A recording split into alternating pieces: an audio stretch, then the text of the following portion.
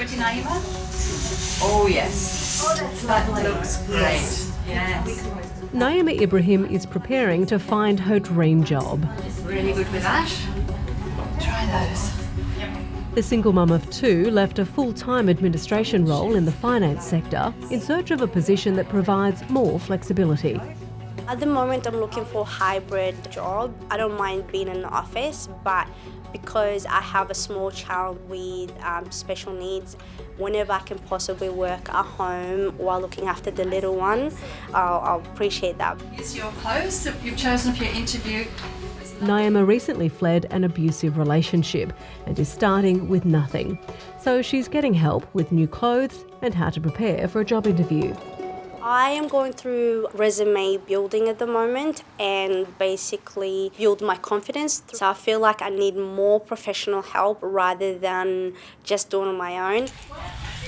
Never have more women had a job.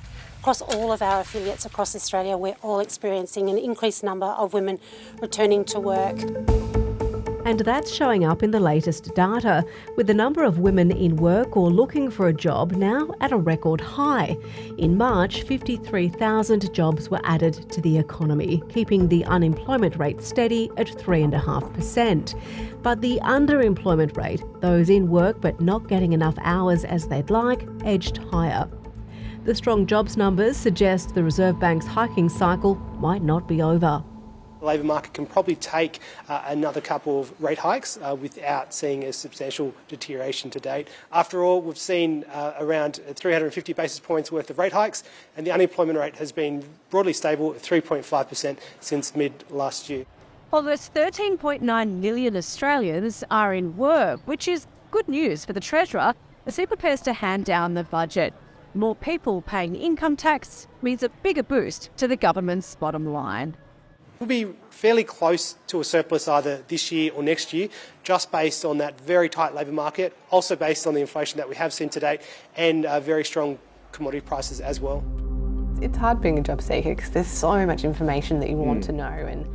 But LinkedIn's Kayla Dengate says there are signs of a jobs slowdown. The hiring rate is down 35% compared with the same time last year. For every one open job right now, there are 3 applicants. And it shows job seekers are putting in 22% more applications this year compared with the same time last year. Some businesses are already reducing their staffing levels as they combat rising operating costs. We made changes in 2 ways, kind of redefine the roles and responsibilities, really financially thinking what days required more staff and what days required less staff. We'll probably let go of 2 people, yes, as a result of the current changes. More businesses are expected to reduce their headcount as the economy slows. Unfortunately, I think we do need to see some loosening up in the labour market in order to reduce inflationary pressures in the economy. And at NAB, we think the unemployment rate will rise to around a kind of 4.7% by the end of 2024. Near record low unemployment won't last forever.